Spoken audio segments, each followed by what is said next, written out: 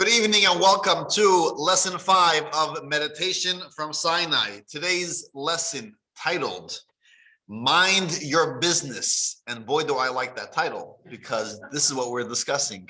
Your business, your physical affairs, your eating, your sleeping, your work, your mundane life, or more like the mundane areas of our life. And how do we imbue that with godliness? So we are discussing over the last few weeks the idea, the hitbonenut, the meditation, the contemplation, thinking about God, thinking about the relationship between God and this world, how every single thing has a godly energy. And not only is it in what happens, but it's also in time, as we said last week, that every moment is a new godly energy, a new godly moment. The idea that the world's being recreated every moment, and therefore we therefore we should be mindful of what's happening at this moment and what this moment calls for. And that was, I think, an interesting discussion that we had last week, together with some meditations on this idea, as we said, that meditation is here to shape our mind, to shape our world of view, that we should see life differently. So today we're going to try to have a better understanding of what does it mean that godliness is everywhere, in every aspect of our lives, because we know that godliness, God is infinite, limitless. Right? So if God is infinite, it must be that he isn't only limited to holy endeavors. God isn't only there when we are deliberately doing a mitzvah. We are praying, we are having a Shabbat meal, we are putting up a mezuzah, we are lighting Shabbat candles, we're eating the matzah, hearing the shofar. There, I understand this is a holy moment. This is a godly moment. I feel connected. But the other areas of life, the mundane areas of life, perhaps someone may say, that's not godly. I don't see God in those areas. But then you are saying, in other words, that God is finite. God is limited to holiness, space and time of holiness. But the truth is, we obviously know that God, that isn't true. God is everywhere, right? And we need a intense mindfulness, a proper intention when we are acting in other areas of life as well. So this is going to be a very practical discussion tonight. And we're going to look at different areas of life where, when we look at it superficially, it seems to lack value. So in theory, if I had a handful of sand, here, look, I have sand in my hand. What's the value of the sand in my hand? What will you tell me? How common is sand? Where here in New Orleans, right now, I have sand I dug up from the yard here. Earth, sand in my yard, in my hand. What's the value? Unfortunately, very little. Very little. A few cents, perhaps not even that. All right? What if I told you that within the sand, you got to dig a little bit, there is a diamond ring? We weren't able to see it. And now I covered it over again, and I show you that my same hand, a handful of sand. What's the value?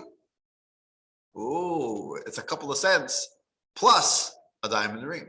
Is it a diamond ring or is it a diamond? Okay. Well, that's an important point. It's an important point. Okay. So here's the joke. And what kind of cut is that? There was once a school teacher. They call them a malamed, an old shtetl, ancient style school teacher. And how much did they make? They made a few ruble.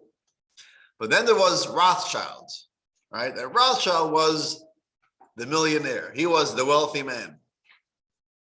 But the school teacher said, if I was Rothschild, I would be wealthier than Rothschild. Why? Because I would have all Rothschild's wealth plus my salary as a school teacher. And he would hopefully know how to spin. Yeah. So the point is that if I had sand and in it I had a diamond, right? So even though we don't see it, but we understand that there's value to it. I think this is just an analogy to the way we see areas in our life, right? We could see when we're eating or sleeping, right? What are they? What's the value to it? Nothing much. I got to recharge. I got to eat, right? I need energy. So I'm eating. It's mundane. It's secular. It's not holy. But if you put on the proper glasses, the proper perspective, ooh, there's a diamond. There's so much more depth to the same act. And it can literally transform your life the more we think about these areas. So the big idea is really in the text 1a on page 148. 148. We're in lesson 5, text 1a. This is a verse from Proverbs. And this is really what it's all based on. In Hebrew, it reads, Bechol derachecha do'eyu. These are the 3 words that is repeated countless times in Torah thought. Know God in all your ways, and he will direct your paths. We have to know God, not in specific areas in life, but in all your ways. Now, if I asked you, if you had to choose one verse in the Torah where this verse would be the most fundamental verse in the entire Torah, what verse would you choose? In the beginning, God created heaven and earth. I am God, your God, who took you out of Egypt. Hear, O Israel, the Lord is one. Which verse would you choose? Let's look at text 1b. There was a great sage by the name of Bar Kapara, and he taught as follows in text 1b. Bar Kapara taught, which is a brief passage upon which all fundamental principles of Torah are dependent. Which verse did he choose? This exact verse that we just mentioned. Know God in all your ways, and he will direct your paths. With these few words, Bar Kapara is indeed shining a spotlight on a passage that may be brief, but extremely powerful. Everything that we do must be in direct service of knowing God. There are certain elements in our life, there are certain times in our life where we don't need much kavanah, intention to do that. When we are doing something godly, like prayer, like doing a mitzvah, like giving charity, like lighting Shabbos candles. Of course I'm doing it for God. For who else am I doing it? But the other areas in life, which seem to be mundane, over there we need proper kavanah, proper intent, and mindfulness, meditation, to know, to recognize, to realize that these two are directed to God. So all actions have to be channeled towards God, but we're going to discuss tonight 3 areas in our lives: eating, sleeping, and working. Between these 3 things, we spend most of our life doing either eating or sleeping or working, right? That's what we do as human beings. So seemingly these are all just necessity for survival. We have to eat, we have to sleep, we have to work. But what is a deeper understanding to these areas? And how can we find God in all areas of our lives, including eating, sleeping, and working? So we're going to try to give a more of a mindful approach to these areas in life. So we're going to begin with eating. Of course, we all love to eat. So why not? Let's begin with eating and drinking. We'll say L'chaim on my coffee before we get into it. Okay. So what we're going to do is we're going to discuss each of these 3. We're going to begin with the very elementary level meaning to this idea, and then we're kind of going to introduce perhaps a deeper understanding and a mystical and spiritual understanding as well. So when it comes to food, we're going to talk about the health of the food, we'll talk about the gratitude that we have when we eat food, and we'll talk about the spiritual energy in the food. Okay, so let's start with why do we eat, right? If you were stuck on an island and you need something to eat for survival, what will you eat? What will you need? Water, a slice of bread. I mean anything, right? Anything that will just get me going, I'll eat, right? But at the same time, when we're at home, how many times do we open and close the pantry? I don't want this, I don't want that, right? There was a lot of indulgence in food. And this is, again, we're not here to tell you how to live a healthy life, but in an elementary level of trying to find meaning in food and eating, we have to be more mindful to the health, to maintaining our health while we are eating. Instead of mindlessly popping food in our mouth, we should be thinking about, what are we eating? Is it good for me? Is it good for my health, right? Am I eating just because I enjoy it or because I need it? Now, we can have a proper balance in between somewhere, but to think about our health is already a mindful act while we eat. But we're going to take this a step further. The second point of something we should be thinking about while we eat is the idea of gratitude. So in Judaism, we know the concept of making a blessing, a bracha, and making a blessing before we eat. Now, unlike in other religions, we don't make a blessing only when we sit down and have a meal. Before dinner, we say grace. And it's not only on Friday night before we begin the Friday night Shabbat dinner. We all know we say the Hamotzi blessing. That's one blessing. But the way blessings work, for those who are perhaps unfamiliar, is that we have different categories of food. We can break it down roughly into 5 or 6 categories of food, and each category has its specific blessing. It's not a blessing that we say on our own, thank you to the waiter, thank you to God, thank you to the chef, but we are saying a specific blessing in Hebrew or in English, thanking God for this category of food. So we have the hamotzi for bread, we have the mazonos for other grains and snacks like cookies and cakes and pretzels and pasta. We have fruits from the tree, borei pri ha'etz, fruits from the ground, borei pri ha'adama. We have hagafen over wine, and we have shahakol over beverages and fish and meat.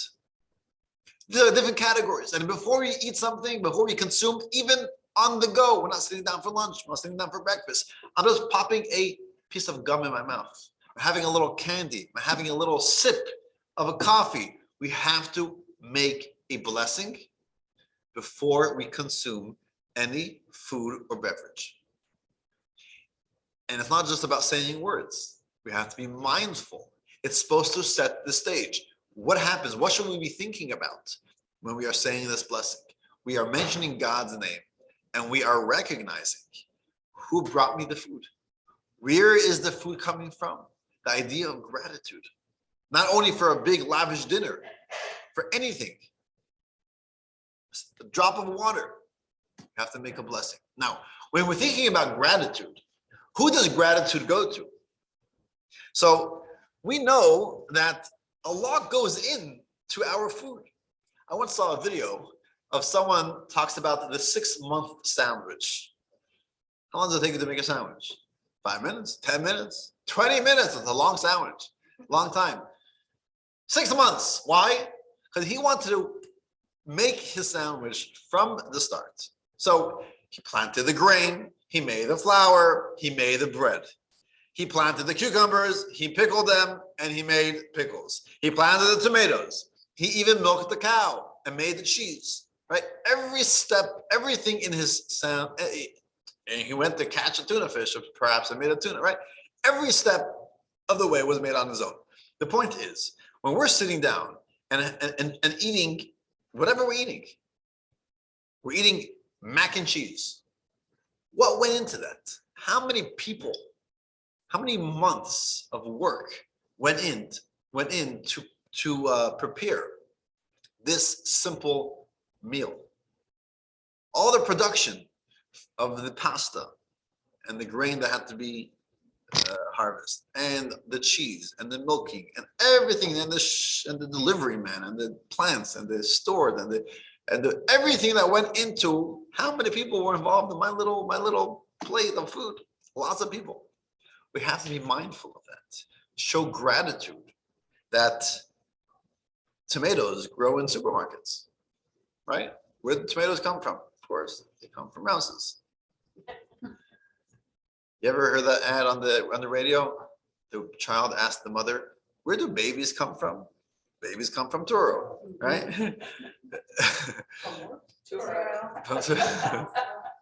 So where do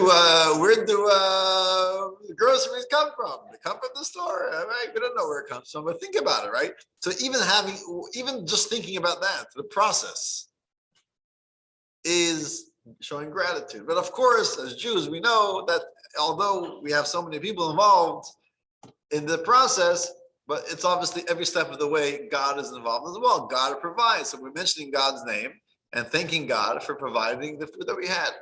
And here's something interesting, because every step of the way, there is another mitzvah that has to be done. There's another mitzvah associated with the process of food prep. So if you notice, some people have a custom now, Friday night, when they hold up the 2 loaves of bread of the challah that we make a blessing on, we specifically hold it with our 10 fingers. 2 hands, 10 fingers. And the reason given for this is because we want to thank God for the 10 special mitzvahs that are associated with preparing bread from the beginning to the end. And you see in text 3 the list of the different mitzvahs that are associated. We're not going to read it right now, but the point is, making a blessing is showing gratitude. Gratitude to all those who have brought the food about, and especially gratitude to Hashem for bringing this about. Now, this leads us to the third point, and perhaps the most important in our context of meditation. Because yes, you can meditate on the healthiness of eating. You can meditate on the gratitude when we eat. But perhaps most importantly is meditating on the spiritual aspect of the food. What's happening in the spiritual worlds and the spiritual realms when we consume food? So let's understand the science behind eating. We have a body that needs energy. So what do? We have to eat. We have to feed the body. If we don't eat, our body is weak. But here's my question from a spiritual standpoint. We know, right, we have discussed this many times, that where does the energy of the body comes from? It comes from the soul. The soul gives it energy. Now, how does physical food energize a spiritual soul, a spiritual entity? Seemingly, a spiritual entity should need spiritual sustenance. Go study a piece of Torah. Okay, that's spiritual sustenance. And it is. But physical food, how does physical food give energy to the spiritual soul? Because with the physical food, helps to enable the physical body, so the soul can act using the physical body. Okay, but ultimately, if the soul is tired out, what is a healthy physical body going to help? You know, when there's an interpreter, right, and trying to interpret from 2 people who don't speak the same language, the interpreter needs to know and speak both languages, right? If I speak English and you speak Spanish, we need someone who speaks English and Spanish to interpret it, right? So if the food is what combines, it brings together the soul and the body, so the food has to have a physical component to it, but it also has to have a spiritual component to it. And that is what, truthfully, the way we see food is that there are nutritions that are found in food, and science, a nutritionist could tell you this food is good for you, this food is not good for you. Because I know your body, we have studied biology, I mean, we also studied the nutritions in food, and we know what is a good match and what's not a good match. But the truth is, there is also spiritual nutritions in food. And the spiritual nutritions is what gives sustenance to the spiritual element of the person, to the soul. Parenthetically, that is the reason why, one of the reasons why we have certain foods which are kosher and certain foods which are not kosher, because the non-kosher food are unhealthy for a Jewish soul. I can't tell you why. What's wrong with it? How is it unhealthy? Because we're not talking about the physical nutritions. Maybe I can't explain why this meat is healthy and this meat is not healthy on a spiritual level. Because physically they look the same and they have the same nutritions, but spiritually they're very different. And God tells us, God, who is the nutritionist for our soul, tells us this is not good for you. It's unhealthy, right? But that's a side point. We're not going to discuss the laws of kosher here right now. But the point is that when we are consuming food, what is giving us the energy? Not only is it the physical components to the food, it's the spiritual spark that finds itself in this food. And how do we awaken this spiritual spark? That is through saying the blessing before we eat. And I think this is a revolutionary idea. Approaching food in this manner, that there's the godliness in the food, and we're looking for the godliness to give us that energy. Saying a blessing is bringing out the godliness within it, and then we're able to get that energy that we need from that food. I want to read this in text 4a, beautifully articulated by the Baal Shem Tov, the founder of the Hasidic movement. Explained this in a very nice manner in text 4a. Okay, are we ready? When God declared, let the earth give forth living souls, or let the earth produce vegetation and fruit trees, those very words created everything. And those same utterances continue to function as the inner life of that which was created through them. So that vegetation or that meat is the inner life of it is that same words of God. That is the spiritual energy of that food. When we take a fruit or any food and recite a blessing over it with proper intent, articulating the words, blessed are you, God, mentioning God's sacred name, the spiritual energy responsible for bringing that fruit into existence is activated. This occurs because everything was created through the divine name, and our articulation of God's name in the blessing awakens the divine energy that flows from God's name within the fruit. Then the awakened energy within the fruit provides spiritual sustenance for our own soul. This can only work with kosher food, substances that God himself directed us to sublimate from mundane to divine. This is the deeper significance of the verse. Know that a person does not live by bread alone, but rather by whatever comes forth from the mouth of God does a person live. This is a verse in Deuteronomy, which simply means that it's God that provides. It's not bread, but it's God that provides. So he kind of plays on the words over here, and he explains it is not the physical bread alone that supports life. Rather, when we utter God's name in a blessing and activate the spiritual energy, that is what gives life to a person, or more precisely, to the soul that animates us.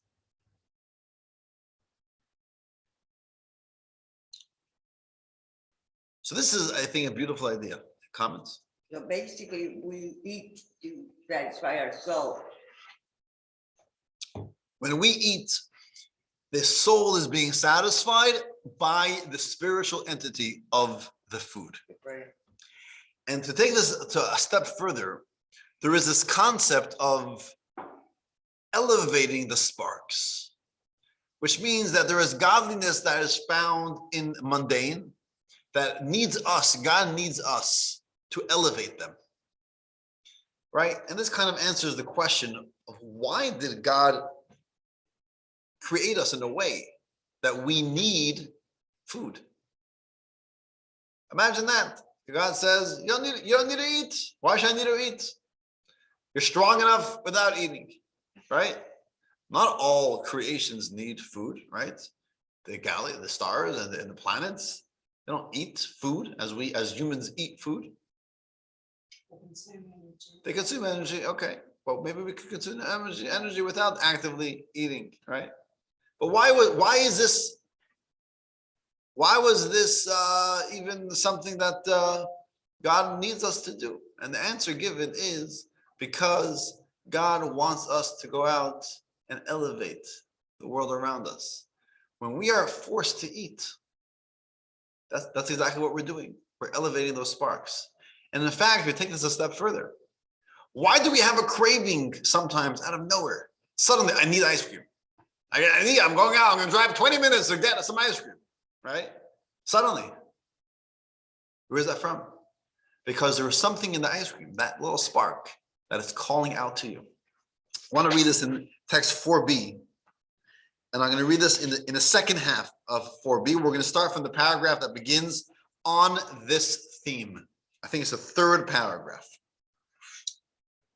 On this theme, the Baal Shem Tov reveals a fascinating mystical truth embedded in the verse. Hungry as well as thirsty, their soul enwraps itself in them. This is a verse in Psalms 107.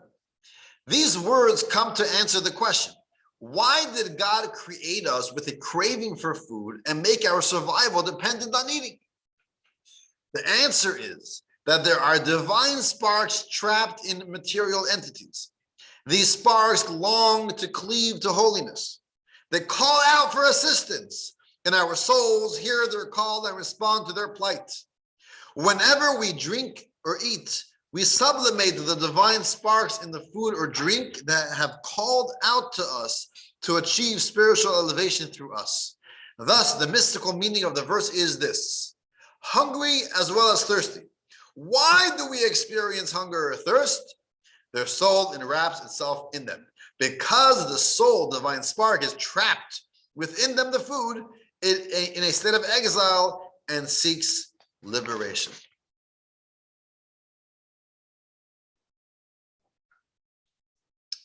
So we don't hear the voice, but our soul does. And it translates into a craving.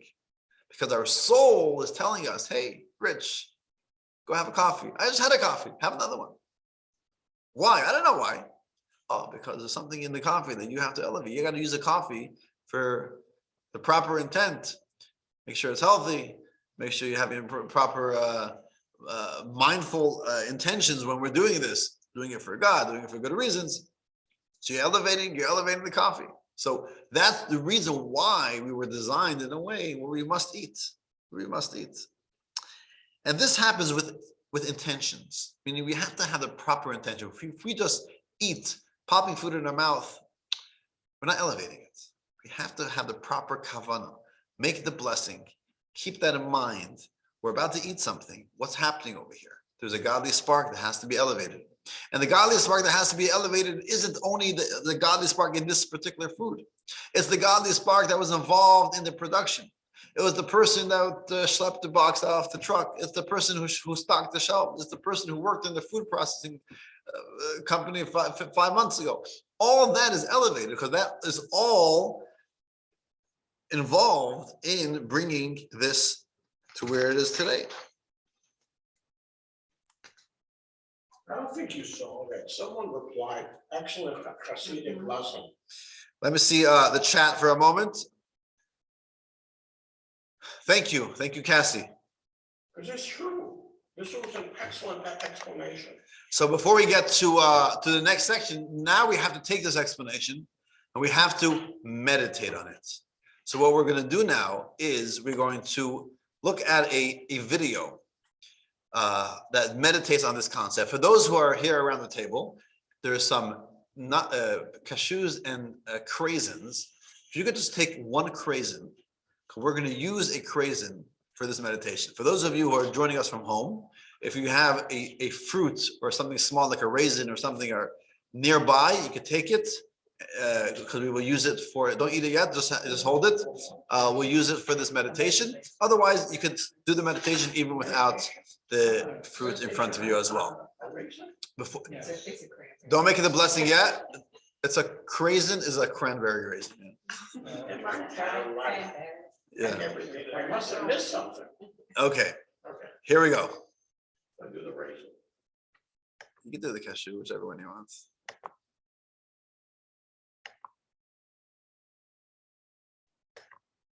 Meditate on the raisin.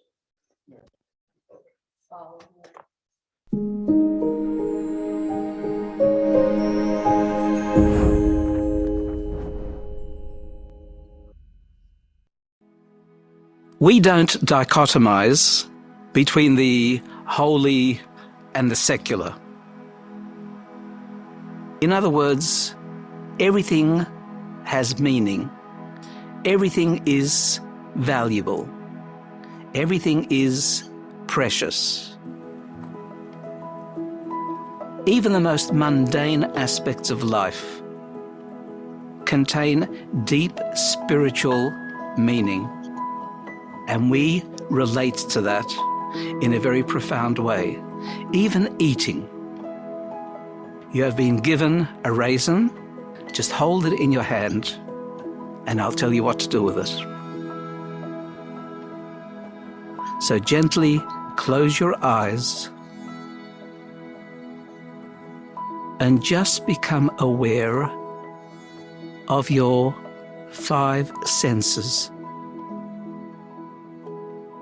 Become aware of what your eyes see at the back of your eyelids.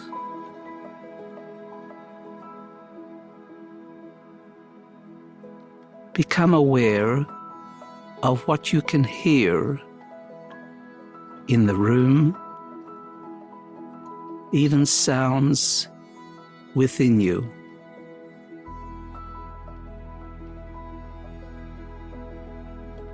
Become aware of the feel of the raisin, its texture.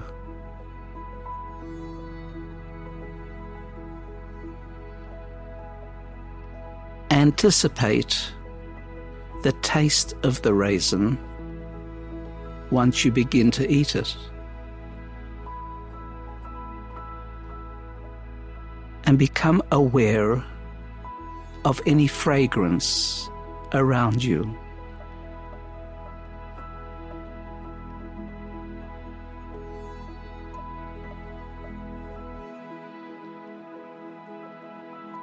I would like you to take the raisin and adopt a particular kavanah, focused intention. And the focused intention is that you are going to borrow the soul energy of that raisin and allow it to become part of your own energy system. You will do that by eating it. To adopt a focused kavanah, we prepare ourselves by saying a bracha.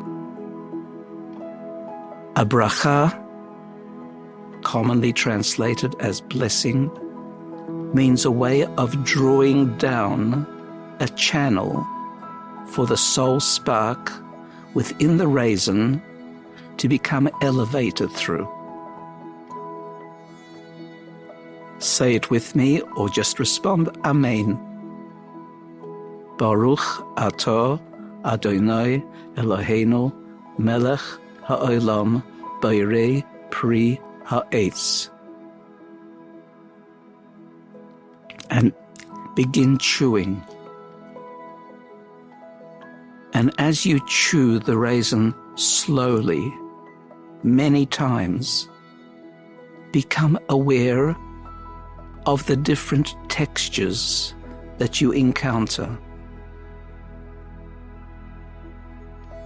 And as the saliva mixes with the skin of the raisin, with the body of the raisin, it changes even more.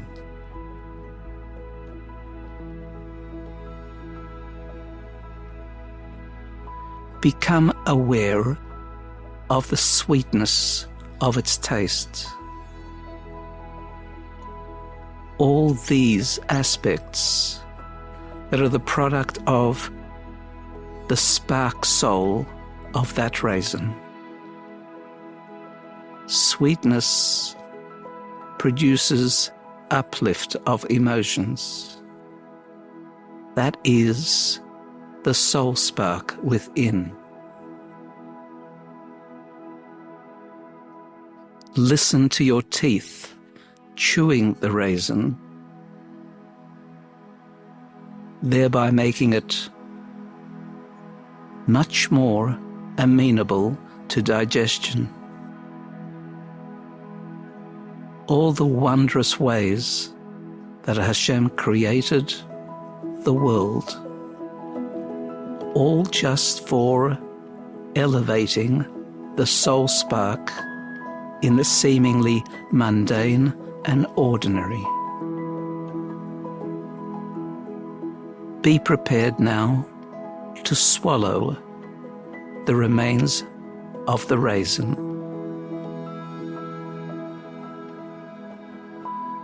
And as you do, sense how it becomes one within you.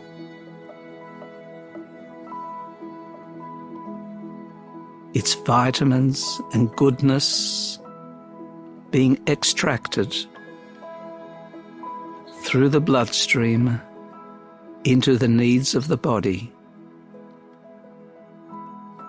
and the soul spark within being released to a much higher spiritual state because of your bracha. Everything we do in life can be elevated and become much more meaningful if we understand the spiritual dynamics. Soul sparks exist in everything. When we do the right thing, we free the soul spark from its prison, channeling it to its higher source, and we become elevated in the process.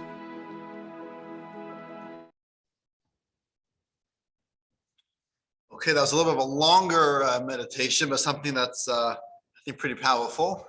And like I said in the past, these meditation videos are sent out in the follow-up emails. So you could always reference it, back to it during the week or in the coming time. So that is a little bit about that one important area of our life, how eating, which seems to be just a mundane act, is really a very godly act. It can be channeled directly to the service of God, where we recognize the godly energy within the food, etc. We move on to the next area in life, and that is the idea of sleep. Before we go to that, I just want to read some. I see there's a question over here from Paula. So the difference between eating to excess versus doing a mitzvah by helping the soul of food item is intention with a blessing, which means, maybe perhaps to clarify, that when we make this blessing, it kind of helps us have the proper intention of what we're about to do, right? So if we understand that when we are consuming the food, it is consuming it almost like with a mission. We're there to gain that spiritual energy from the food. It will also help with excess eating, right? We're not going to indulge in the food just for physical pleasure when we know that this is something that we're eating for a purpose, right? So it kind of it helps us keep and remain focused on the purpose of eating, etc. We move on to the idea of sleep, right? And we're going to do some meditation, try to be a little more mindful of sleep. Obviously, before sleep, when we wake up, this is not your next door neighbor sleep meditation, right? It's not the idea of to help us sleep better, and which is generally when we try to clear our minds, take our minds off of everything, right? It's something we get so carried away we're focused, and we can't sleep at night because we can't stop thinking about certain things. Okay, so that's a different type of meditation. That's not what we're here for tonight. We're going to try to understand the deeper meaning and gain a deeper appreciation to why do we sleep? What's sleep all about? You know, we spend so much time sleeping. An average adult sleeps how many hours a year? A year? A year. Oh, Every year has about 8,700 hours, and we sleep close to 3,000 hours a year. A third of our life practically is spent sleeping. Imagine that. What could you accomplish in so many years? Well, a third of it, I'm sleeping, right? Why did God create us this way, right? Imagine you had a magic pill. Pfizer announces, we have a pill. This is the sleepless pill.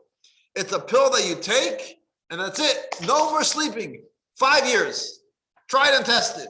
You take this pill 5 years, 10 years, 20 years. You have all the energy you need. You're never tired. You're never exhausted. You don't even need to take a nap. Would you take the pill? No. Why not? No, to not sleep ever. Never need to sleep. You'll never have an urge to sleep. So does that also mean that because when you sleep, your body regenerates itself? Anything to That's sleep. included? Well, yeah, let's say, man. I don't know how they do this. I'm not sure if this pill is even how you know. In theory, But that also means you won't dream. you won't dream. You can daydream. Not the same. The point is that many of us perhaps say, you know what? I'll try it. You can't just try it, because if you try it, that's it. No more sleep. But I'll go for it. Who needs sleep, right? It's a waste of time. I'll give you so much more productive. Imagine that. I'm ahead of the game, right? I have 24 hours of the day to be productive, and you only have 15 hours of the day, 18 hours of the day, right? But many of us will say, nah, not worth it. I need my sleep. I know I need my sleep. I'm not willing to give it up. I enjoy my sleep. But the truth is, why? Why did God wire us that we need sleep? Recharge. Okay, well, why do we have to recharge? You know, Eric just went and bought a new phone. Today, you buy new phones, they'll tell you batteries could last for how long? 24 hours, 55 hours. I mean, it's just, whatever they say, it's just you got to minus about half of it, right? But the point is, right? Long lasting batteries. You buy laptops, right? I was researching a laptop, right? So they have, how long could it go without being plugged in, right? Could it go for 5 hours? Could it go for 10 hours? Could it go for 20 hours, right? Depends on what you're doing. Exactly. But God couldn't figure this out. God couldn't rewire us, change the hard drive, figure out that human beings could last a couple of days without being recharged. Really? Is that difficult? Right? You know, it says in Jewish law that if someone makes a vow that I'm not going to sleep for 3 days and 3 nights, they immediately are allowed to go to sleep, because there's no way that they can even accomplish this. You can't sleep. You can't not sleep for 3 days and 3 nights without even taking a nap. It's not possible. We need our sleep. We have to recharge. We got to charge our batteries. We got to, why? Why did God create us this way? So let's give some ideas to this phenomenon of sleep. So an elementary level, the basic understanding to sleep is the idea of a fresh start. It's a new beginning. You had a bad day. You have a grudge on someone. You feel you're stuck in the rut. Sleep on it. Go to sleep. Wake up in the morning. It's a new day. It's a new beginning. It's a fresh start. You were in a bad mood. Okay, you got over it just by sleeping. You're turning a new page, a new leaf. It's just a new beginning. How many times did your mother tell you, don't deal with it now. Sleep on it. You have a difficult decision you have to make. Sleep on it. Right? It's a new beginning. It's a fresh day. You can rethink it, maybe see it differently. In Judaism, we have the idea of every morning, we have my most beautiful prayer, and I think I'm pretty consistent on this, is the Moda Ani prayer. We wake up in the morning and we say, Moda Ani lefanecha. Thank you, God, for returning my soul. Thank you. We appreciate it's a new beginning. It's a new start. It's a new day. So that is the basic understanding of why we need to sleep. If we were charged enough, we could sleep we could go for weeks on end without sleep. There's no beginning, right? So if we're in a rut, it can take us weeks to get out of it. Every day, we start again. But a second chance, start again. But the truth is, taking this a step further, a lot to sleep is not only waking up like a new person, it's also the way we go to sleep. It really begins at night when we are preparing for sleep. We have to prepare for sleep properly.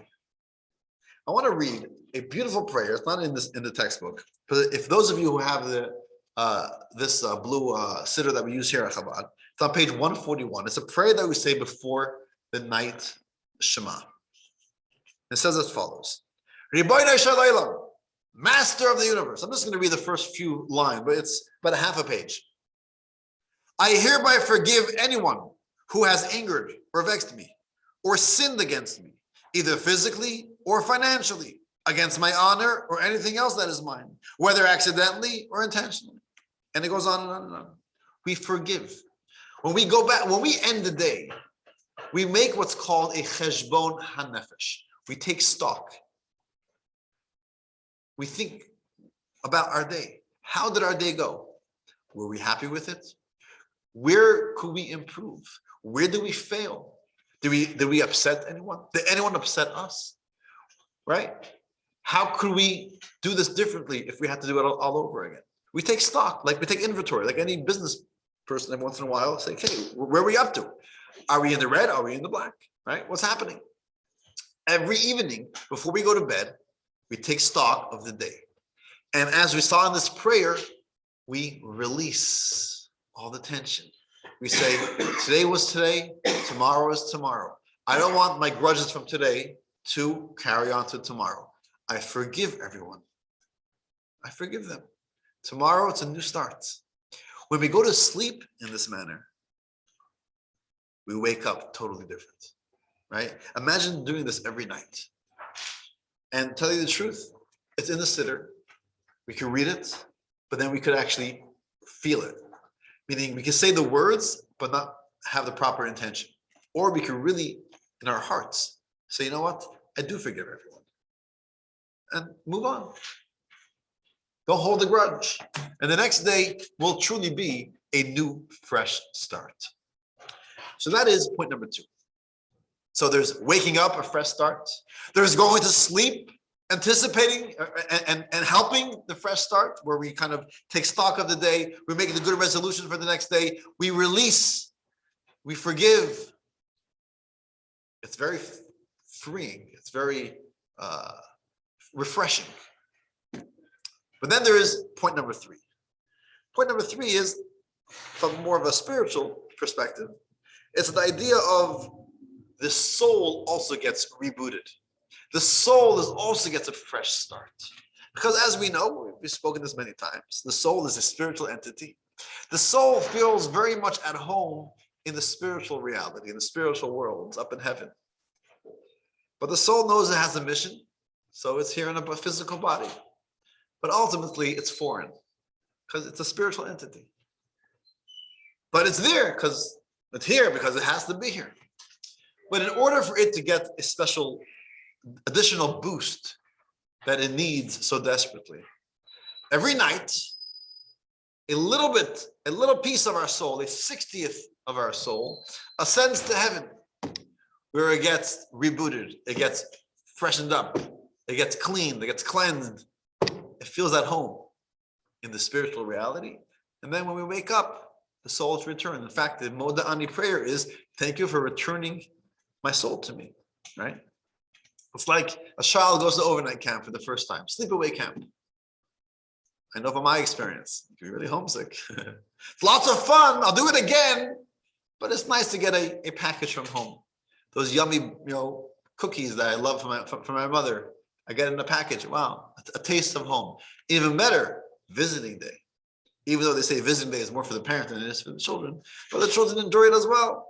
A little visit from home, just a short visit for a few hours. But that's what it needs to continue having fun in camp. For the soul to continue its mission, every once in a while, every few hours, every night, it has to make a phone call home. Make that little that touch point. Go back home for a little bit, get refreshed, rebooted, and to continue on to the next day.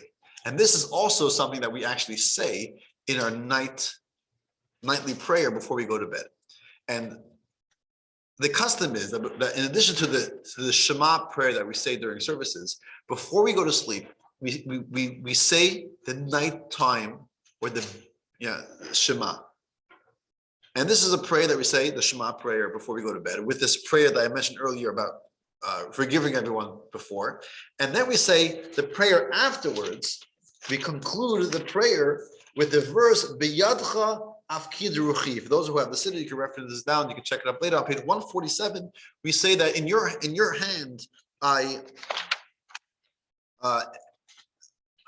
deposit my spirit, my soul. I want to read this in text 9. Text 9 on page 164. Our sages instituted the practice of reciting the verse, I deposit my spirit into your hand from Psalms, each night before going to sleep, just after reciting the bedtime Shema. We should meditate on the idea that we are depositing our souls as if on loan and consider to whom we are providing the deposit. Our souls then draw life from on high. That is spiritual life. So for this, we need kavanah. We need the proper intention. We should be mindful of what we are doing when we're going to sleep. We are not just going to sleep in order to have a new day and doing it right, but it's also our soul needs to be recharged. And our soul is going back to heaven and it's coming back with a new, fresh boost of energy. And the more we do this, it really changes our day. It really changes our day. So this is point number 2 in the idea of sleep. It's not just we plop into bed because we're so tired and we wake up in the morning refreshed, but we should be mindful of this act as well. It's all it is. It's sleep. It's a mundane act. It's a necessity, but there's meaning, there's depth, there's that diamond within it. The diamond is that we have a soul that has to be recharged, and the next morning, God returns it to us, and we are recharged and continue to serve God. There's a meditation for this as well. I'm not going to show it now because we also have a third meditation, which we're going to do later tonight. So again, it's going to be sent in the email. You can follow the meditation. It's about a 5-minute meditation on the idea of sleep. If you have any questions or comments, we're going to go now to the next section to discuss the spiritual meaning behind work.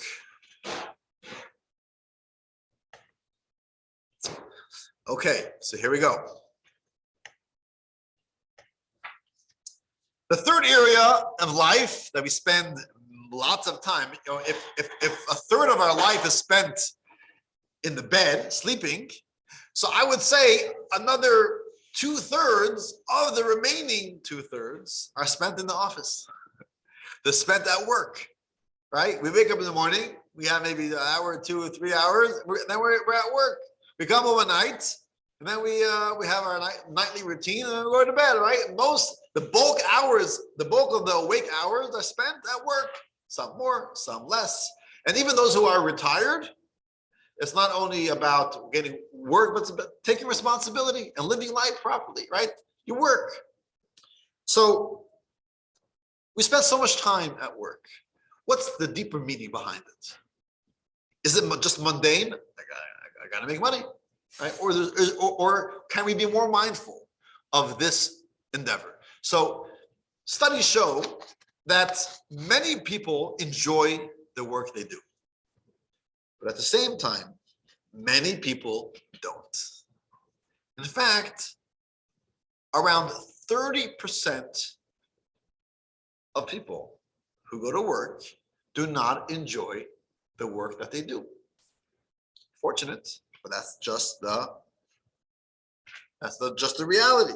The reality is that only about 65, 70% of people enjoy what they do for most of their life. People go to work every day for years on end. They don't enjoy it. Well, perhaps if we have a better understanding of why we're going to work, that will help us out in enjoying. And even if we do enjoy what we're doing, we could perhaps have greater meaning to what we do. So why do we go to work? So simply put, we go to work to make money. Well, why do we need money? We need money to live. We need to provide to our loved ones. We needed to provide for ourselves. So taking that same concept and just rewording it, going to work is about expressing our love to our loved ones. It's an act of love. It's being responsible and providing for our loved ones, including ourselves. Think about it that way. It's not just about making money. It's not just a evil necessity. It's an act of love. Okay, maybe you're not so happy at work. Maybe you could improve it. That's obviously a discussion for itself. But the fact that we're going to work is an act of love. So that is an elementary level. Be a little mindful of what you're doing. You're doing an act of love. You're providing. You're being responsible. To add to this, perhaps take this a step further. In theory, if you won the lottery, you got that, you were the one who developed, who invented that pill that you don't have to sleep, right? You made it big, right? You made millions and billions of dollars, and you'll never have to work a day in your life. Would you work? If you do not need the money, you were very financial stable, you had all the wealth, would you go to work? Some may say, no way in the world I'm going to work if I don't have to. But some may say, okay, maybe I could lessen the hours, not as less pressure, I still have to work. Why is that? There's a very strong work ethic in Judaism. In fact, we find a mitzvah to work in the 10 Commandments. Really? Yeah, but where are we getting that from? Right? I know the 10 Commandments. Where in the 10 Commandments does it say that there's a mitzvah to work? Anyone? Six days you shall Oh! work and perform with your labor. What does the Torah say in regards to keeping Shabbos? It doesn't say rest on the 7th. It says you shall work for 6 days and rest on the 7th. Oh, the Torah didn't have to say that. The Torah could have said rest on the 7th. No. There's a mitzvah to work for 6 days and rest on the 7th. Right? Let's read text 11 inside. Text 11, page 167. Love work, do not despise it. Just as God gave us the Torah along with a divine covenant regarding its observance, so did God give us a covenant regarding our mundane work. As the Torah states, 6 days you shall work and perform all your labor, and on the 7th day is Shabbos to God. Why? That's the question. Why is it so important to work? The reason why it's so important is because the human nature is to earn your keep. What we have, we don't like getting what we call a freebie, free bread. Yes, if we need it, we'll take it.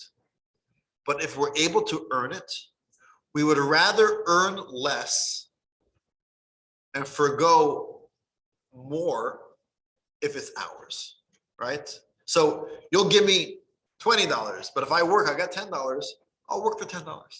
Thank you. If I need it, I'll take it. But I'll try to manage on less because I earned it.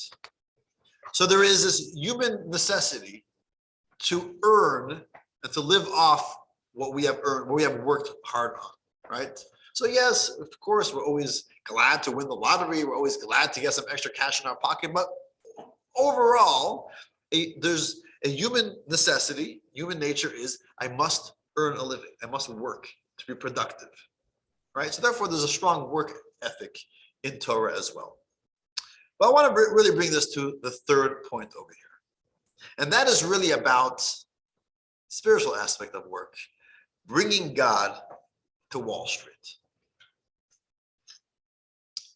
And that is, mystically, work is the purpose of creation. If we have the proper kavanah, proper intent, it's so important to work. And through this, we fulfill the purpose of creation. What's the purpose of creation? To bring godliness in every area of the world. There's a very interesting passage in the Talmud. The Talmud talks about what happens after a person dies. The soul ascends to heaven. The heavenly court interrogates the soul. Tell me about your life. Did you do this? Did you do that? And many questions. What is the first question that the soul is asked? The first question is, did you conduct business faithfully? Only after that are they asked, did you designate time for Torah? Did you long for the final redemption? Etc., etc. But the first question is, did you conduct business faithfully? Now, what does that mean? So seemingly, what it means is, were you honest in business? Did you cheat? Did you steal? Did you treat your employees properly? Were you upright? That's the literal understanding of this Talmud, Piston and Talmud. But there's a deeper understanding. And the deeper understanding is, was there faith in God in the workplace? Let's look at text 14. The way the Talmud phrases heaven's inquiry, did you conduct business faithfully, allows for an alternative understanding. Not only does it include an inquiry regarding our honesty and integrity faithfully, but also about our spiritual approach full of faith. Was your mundane and material work saturated with faith in God? We want to find God in the workplace. How do we do that? We want to saturate the mundane activity with faith. How do we do that? There's no one answer to that. We all know what that means for us. It does not necessarily mean only to do a mitzvah in the workplace. We don't mean to put up a mezuzah on your door, which of course you should. Does not only mean that we should close our business on Shabbos. Does not only mean that we should be giving 10% away to charity. It's not only that. It means being very mindful of God wherever we are, even in business. To see God's hand in our business, whether it means to say thank God, whether it means to write by the grace of God on our letterhead, or perhaps it does mean to close the store or close the business on Shabbos, right? But the point is that we recognize that God is very much there in the workplace as well. And through that, we're able to elevate the place. Maybe it means to put a charity box on our desk so people see that we are giving to others. It's not only about ourselves. You know, they say this story with one of a great chassid who lived maybe 200 years ago. His name was Rabbi Binyamin Kletzker. And he was involved, he was a businessman, a real businessman. He was involved with lumber. He had forests, he used to purchase forests. He would chop down the trees and the logs, and he would send them down the river. He was involved in real business, a real merchant. And one day he is in the forest and his employees are chopping wood. And they needed to ask him a question in an urgent matter. And they look at him and they see that he's facing the tree and he's deep in thought. They wait a couple of minutes. They said, Binyamin, we need your help. We need your advice. Doesn't hear them. A few hours go by, and finally he kind of wakes up from his thought. They said, yeah, I'm sorry, how can I help you? And they asked him whatever they needed to ask him. And they said, Binyamin, I don't understand. What's going on? What happened? He says, I was thinking about some Hasidic discourse that I studied recently about the greatness of God, and I got so deep in thought, I got carried away. I'm sorry, I did not realize that you needed my help. So they said, Benjamin, you're at business now. You're not in synagogue. You're not praying. You're in the workplace. There's a production going on. Now is not the time to think about the greatness of God. So Benjamin says, I don't understand. When we're in the synagogue and we're praying, many times our mind wanders to what's going on in the forest, what's going on in the workplace. So that's okay. But to wander and think about God at the workplace, that's not allowed. Right? So we can be thinking about God wherever we are. When someone is obsessed with something, they see this in everything. Right? Someone who's an interior designer. They walk into a room. It's not the same room as you walk into. You walk into a room, it's a room. Okay. An interior designer, those tiles, I would have chosen something else. That plant, I think we better put that plant in that corner. Oh, these chairs, I recently saw interesting design that we can add, right? They see whatever they're obsessed with. They see this in everything. If we are obsessed with the faith of God, we see this in everything. We see God's hand in everything, and we're looking for it in everything that we do. There was I think I might have told this story over in the past. There is a rabbi in Minnesota by the name of Rabbi Moshe Feller, and he moved to Minnesota. I'm not sure the exact year. I think it was in the 60s, maybe early 70s. And there was not much going on Jewishly in Minnesota. He tried to start a community, a Chabad community, and kind of reach out to the local Jews and inspire them. And he was having some time, and the difficult time. And he felt that if he has a dinner to welcome or to launch Chabad in the city, and he needs like an important figure that everyone knows, that people say, wow, they're the guest of honor. They may also join in this dinner. So he heard that there's a great professor in Minnesota by the name of Dr. Velvel Green, obviously a Jewish professor, extremely secular, and almost like anti-religious, but he was such a prestigious name in town that if people knew that Professor Green is associated with Rabbi Feller, that's definitely going to give him a boost. So he says, okay, I need a meeting with Professor Green. But Professor Green was not interested in rabbis. He had no interest in Judaism. He was a Jew by name only. And he tried numerous times to get a meeting with him, and he always shrugged him off and said, I don't have time for you. Eventually, he says, you know what? I'll give you a short meeting, a few minutes. Come to my office. Let's talk. He comes to his office, and he starts schmoozing. And it was late afternoon. And we know late afternoon, we have the mincha prayer, the afternoon prayer, that has to be prayed before sundown. And as he's looking at his clock, he says, well, it's almost sundown. I can't continue this meeting. So as they were talking, he excused himself. He got up in the office, turned to the wall, and started praying in Professor Green's office. Professor Green was shocked, but he actually got extremely annoyed and upset. And he said, what is this? I'm finally giving you a meeting after all these months trying to meet with me, and this is what you're doing? And he stormed out. Later that night, he had a discussion with his wife, and he tells his wife, you don't believe what happened. This rabbi that was making me meshuggah to meet with me, as we were talking, he gets up and he starts praying to God. What is this? And his wife tells him, says, no, well, you don't remember that we were once studying and we're talking about Jews from ancient times, from Egypt, and etc. And we were talking about, are there any Jews today who really stand up and really believe in Judaism and ancient Judaism and are willing to forgo, to give up pleasures of life just for their religion? Does this really exist today? And here, look, this rabbi was willing to ruin an important meeting in order to pray. And he said, you know what? You're right. Always trust your wife. You're right.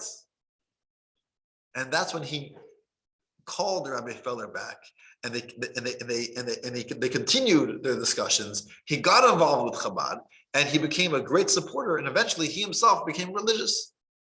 and he eventually made an aliyah. He moved to Israel. He passed away a few years ago. Where did all this begin? Because he saw someone who was in the workplace having a meeting with a professor, which he knew how important this was, but it didn't come before praying to God, because he knew that his faith is what's really driving it all. So that is perhaps an example of seeing or bringing the faith, bringing godliness to the workplace as well. So this is perhaps the reason why most of our awake hours is spent at the workplace, because this is the purpose of creation, to bring the workplace, bring the mundane, bring the world around us, elevate, bring the faith of God into that as well. And through this, we make the place a more divine place and a dwelling place for God. But this really needs to put into it. This needs proper meditation to really think about this. We might know it in the back of our mind, but we have to live it. So what we're going to do now, we're going to do another meditation, the meditation about the work. So we have a comment over here. This is in regard to Shabbat. Paula, great point. We're gonna address this after the video, so I can read it and understand exactly what you're asking. But we're going to address that after this video.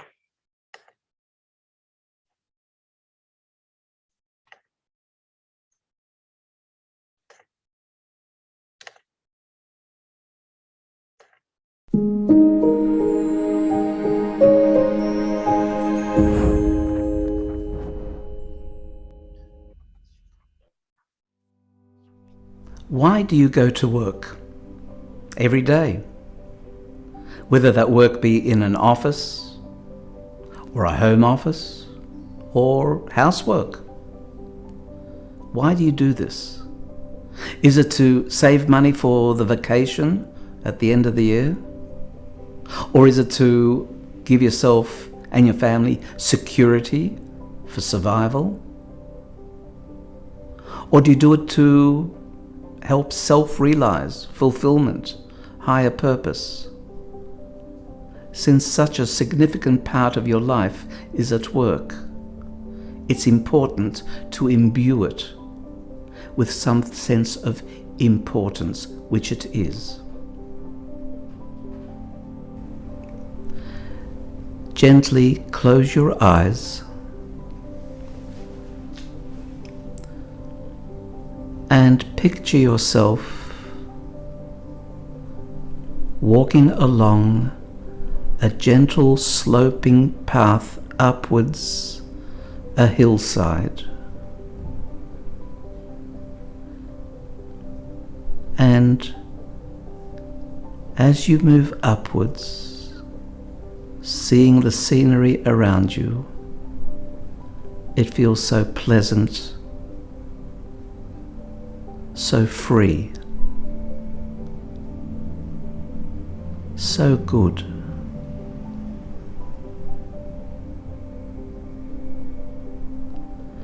Is that the feeling you have when you go to work? And if not, why not? Work seems to repeat the same mechanics. But think about it. You're an artist at work.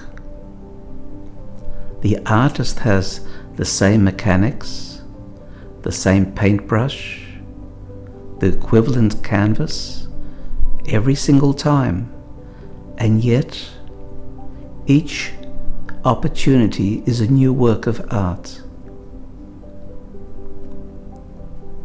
Your work has to be imbued with purpose, mission, destiny. When you speak with your colleagues, you can change their lives. Speaking with confidence, speaking positively, very much affects the lives of those around you.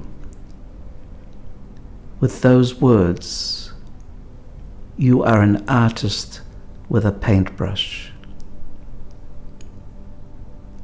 The more you smile at work, even without speaking, lifts the spirits of those around you. You affect them profoundly. The way you conduct yourself,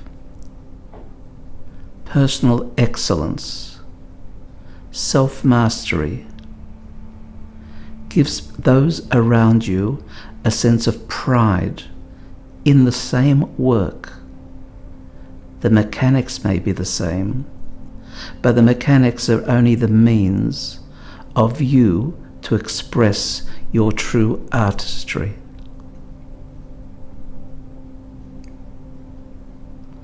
Allow your work to be clay in the hands of a sculptor,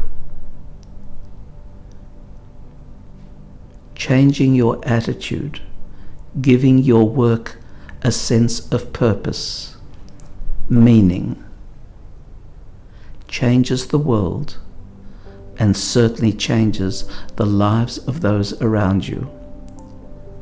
And this will reflect in you. You will see how your own life becomes changed, positive, uplifted, happy through your work. Work is important. It occupies so much of your day. Allow yourself to be the artist in the studio in context of your work. And that way, allow the world to be a beautiful garden that everyone can walk in with admiration.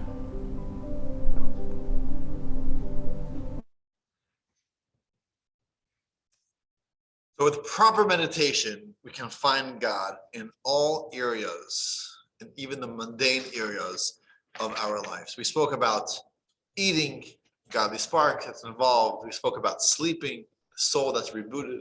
We spoke about work, finding God in the workplace as well. Next week, we will continue our, next week we are off because of Mardi Gras. So we're skipping next week. The last lesson, lesson 6, will be in 2 weeks. I think it's March 8th, but I might be wrong. In 2 weeks, Tuesday is when we'll have the last and final lesson. And that is going to be, we'll discuss the relationship between meditation and a mitzvah. Another interesting discussion that concludes our lesson. That will be our course. That will be in 2 weeks' time. Thank you all for joining us. And I do want to get to the question that we had on the chat. Let me read it out loud. It's a question from Paula. Yes, I'm sorry, Angela. Angela did commit to sponsor dinner in 2 weeks. So the last lesson will be this dinner by Angela. We're not sending it to your home. So if you want to have dinner, you got to join us over here for that last class. Thank you, Angela, for reminding me on that. Let me look at the question over here. So work then helps keep the Shabbat. For when we are retired, the days can become blurred. It becomes hard to recall what day of the week comes with the next sunrise. Perhaps the Sabbath may be missed. Well, we know not really missed because there is much technology that comes through computers and cell phones that reminds of the next service. Yet if we are working immediately, we would know the weekend is coming, the Shabbat is near. Yeah, so obviously for some people, maybe they're retired, but they're not keeping a direct calendar every single day. They may get confused, but we should be cognizant of it. If Shabbos becomes part of our life, so even if we're not following a 5-week work day, working 5 days of the week and 2 days we're off, but we should always be looking out, remembering when Shabbos is, especially we have technology today, we get reminders on a Friday afternoon, tonight Shabbat, make sure you light your Shabbat candles so we can keep up with that as well. Thank you all for joining us.